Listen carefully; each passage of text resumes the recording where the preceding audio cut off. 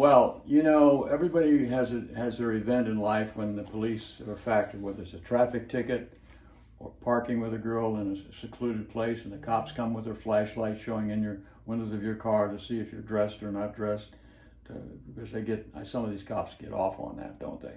And so anyway, that was my experience as a very young kid.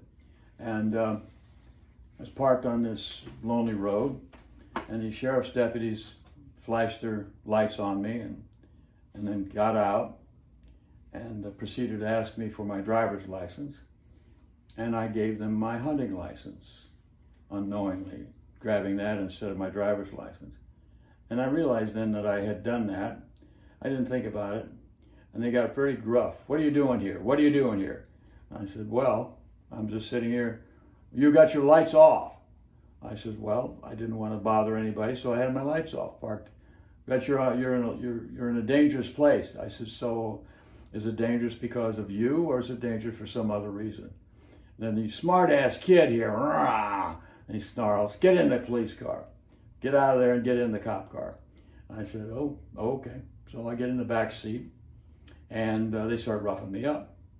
And I said, just go take me down and book me if you're going to do this stuff. And they kept it up. One leaning over the front seat, slamming me in the chest. The one to my left sitting in the back seat with me, shoving me sideways and trying to create a reaction. I knew that's what they were trying to do, young as I was, but I just decided, book me, book me, book me. So you're not going to book me, you're just going to bully me or try to bully me. And then I noticed one other thing. I sniffed a little bit. I thought, damn, these guys are drunk. They've been drinking. These sheriff's deputies and the county police are drunk. And they're looking for somebody to pick a fight with and to arrest.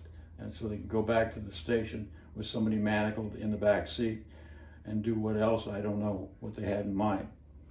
And the girl that was in the car, I got pulled out of the car, my car, and she was back there scared to death. And finally I went silent. Now this is a lesson what you do with cops. They get nervous when you go silent. I said, book me, and then I'm not, and I didn't say I'm not going to say anything else, but one guy's got his face in my ear, the other guy's got his face in my face. I mean, that's how far he was leaning over the back seat, and the other guy was shoving me that way. So this went back and forth, lasted for about 10 minutes. And I wasn't frightened for some reason, but I was curious what they were doing. So finally I said, get the fuck out of here. They shoved me out of the car, out of the back of the police car. So I get in my car with the girl and I said, you know what we're going to do? We're going to follow them. We're going to follow them. Why are you following them? I said, because I think they're drinking. And sure enough, I followed them to a bar. And they pulled in and they got out and went in the bar. I said, I should call the sheriff's office and tell them you got people in the bar hanging out and they're drunk doing their duty. But I'm afraid if I had done that, they'd call other cops and charge me with some kind of offense and make a bigger deal. So I let it slide. But she says, never take me on a road like that again, Augie, please.